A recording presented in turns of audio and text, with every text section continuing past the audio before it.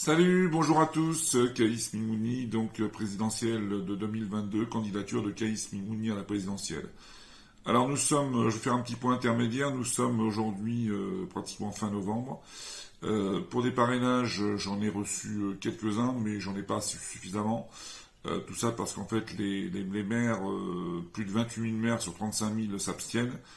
On est dans le cadre d'un déni de démocratie, on devrait rendre obligatoire le vote des maires et leur faire comprendre que quand ils s'abstiennent, ils ne montrent pas l'exemple.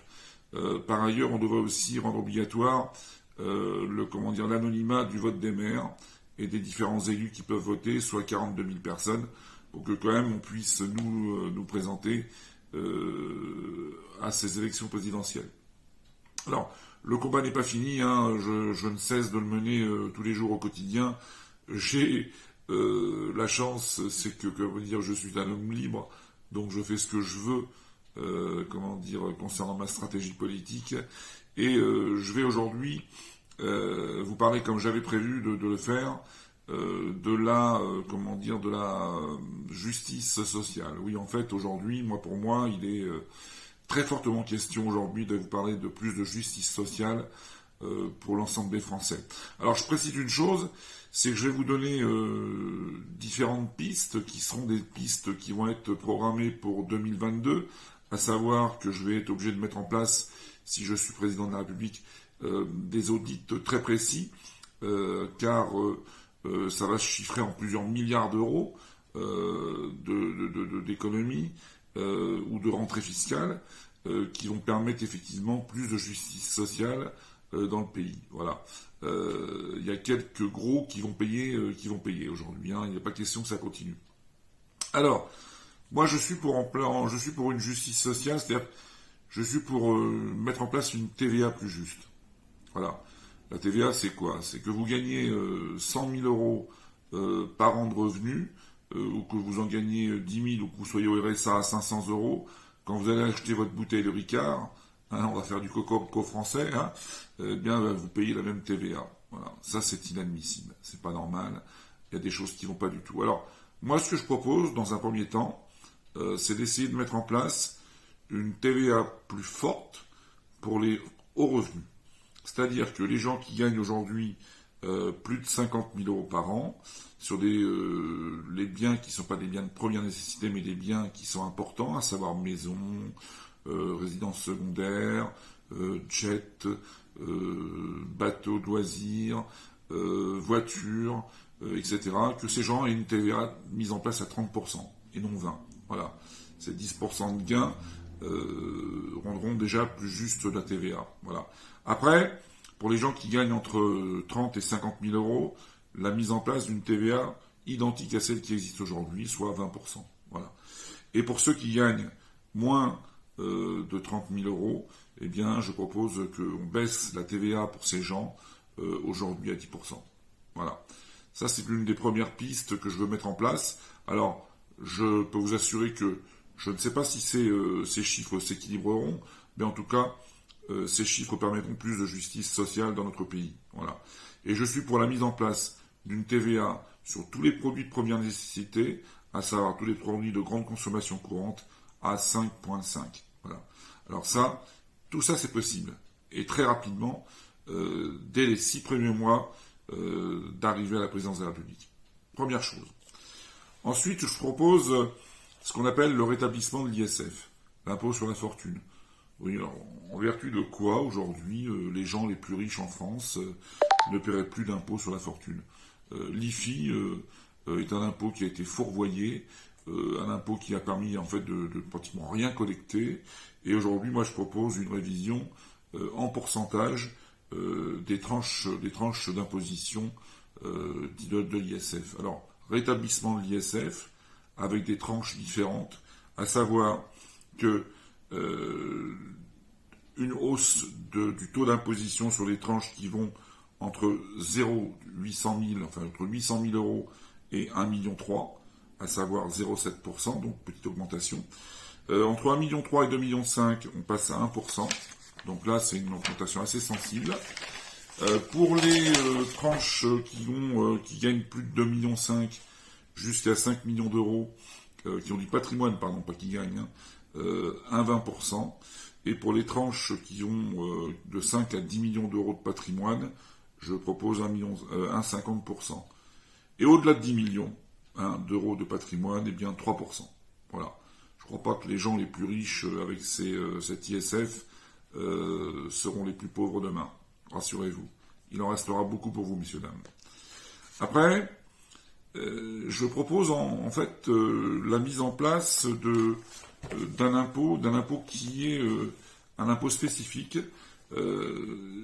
pas facile à maîtriser, très compliqué à calculer, mais qui devrait pouvoir faire rentrer beaucoup d'argent dans les caisses, que aucun grand parti politique, personne n'en a parlé, ni les socialistes, ni la droite pendant des années, c'est de mettre en place un impôt sur les machines. Eh oui. On a perdu des millions et des millions d'emplois par le remplacement de l'homme par la machine. Et en fait, on n'a pas eu de compensation de rentrée sociale ou fiscale. À savoir que la machine, quand elle remplace 20 ou 30 ouvriers, ou même 2 ou 3 caissières, elle doit payer l'équivalent des charges que les salariés payent ou l'employeur paye. Je ne comprends pas pourquoi on ne paye pas aujourd'hui cela. Donc, ce que je propose demain, c'est un impôt. On va essayer de trouver la solution, et on la trouvera, rassurez-vous, on va travailler pour.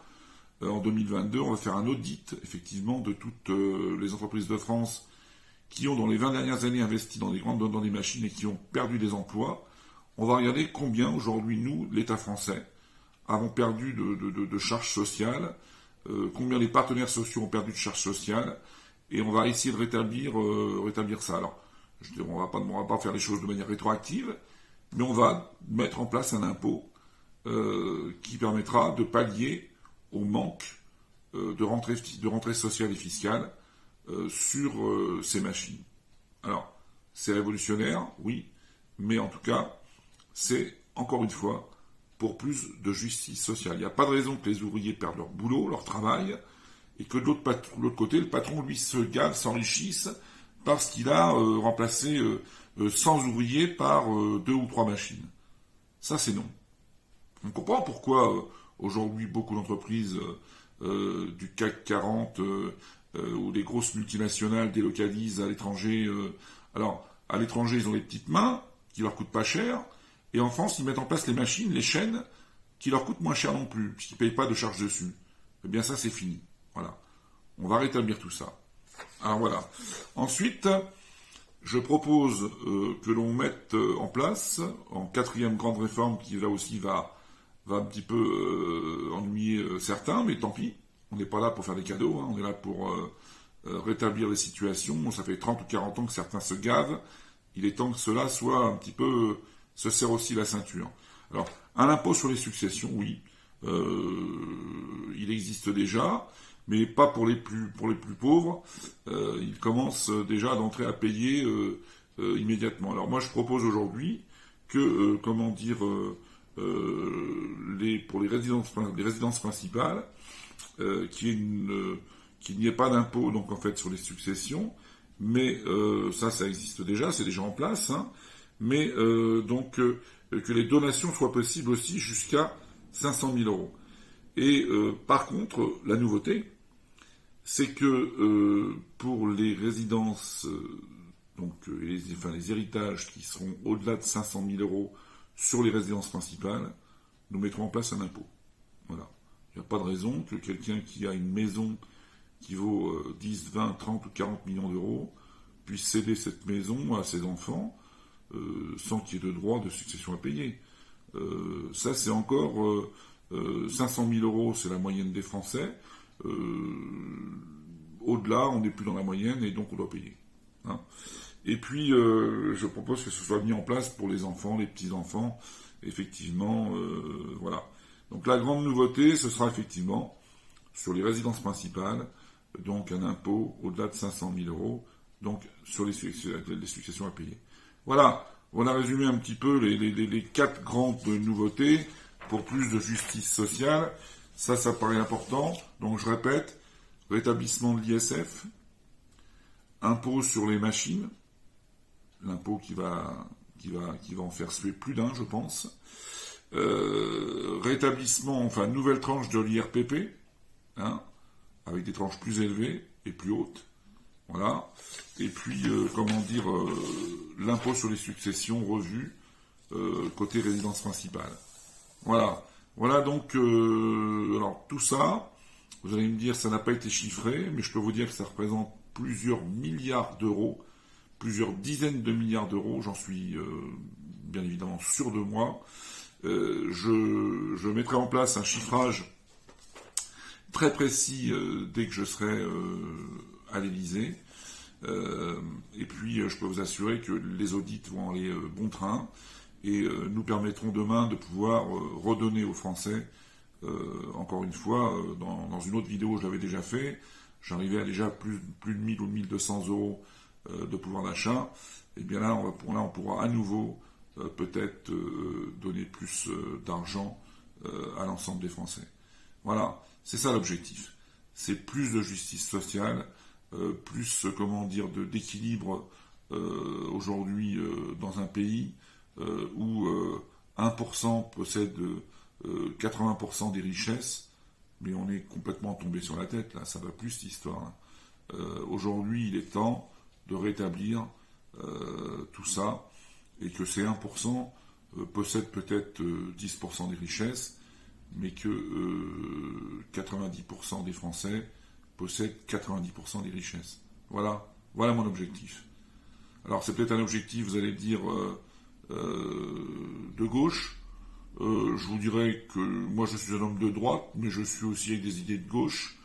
Je suis moi aussi pour un gouvernement, comme dit Marine Le Pen, d'union nationale. Toutes les bonnes idées pour rétablir plus de justice sociale seront les bienvenues. Les gens qui voudront m'accompagner seront les bienvenus, droite comme gauche, comme écolo comme autre, hein, mais qui auront des idées toujours dans le même sens. Donner plus d'égalité dans le pays et cesser, en fait, ce trop de richesse pour les plus riches. Voilà. Alors je vous remercie, je vous souhaite un bon week-end. Vous voyez, encore une fois, je ne suis pas rasé. Alors, je vous précise, hein, si demain je suis élu président, je serai comme vous. Hein, je n'irai pas faire le beau, là, comme Macron et compagnie le font tous, là, le dimanche, pour montrer qu'ils travaillent aussi le samedi dimanche. Moi, le vendredi soir, je m'arrêterai. Hein. Lundi, mardi, mercredi, jeudi, vendredi, je bosserai pour la France et les Français. Mais le samedi dimanche, je serai comme vous. J'arrêterai de travailler et je passerai un week-end avec ma famille, mes chiens, mon chien Maya, hein, ma petite Jack Russell, et puis avec mes amis. Voilà, c'est ça la vie aussi. C'est pas d'essayer de faire le beau là, le samedi et le dimanche en essayant de montrer que vous travaillez. Ils ne travaillent pas plus que ça. Hein. Comme à l'Assemblée, quand on les voit travailler jusqu'à minuit, 1h du matin, ils sont quoi? Ils sont 5 ou 6. Donc qu'ils arrêtent un peu leur cinéma. Et puis la France ira mieux demain. Voilà. Allez, je vous dis salut. Je vous souhaite une bonne fin de journée. Et puis je vous dis à bientôt dans une prochaine vidéo. Salut, salut!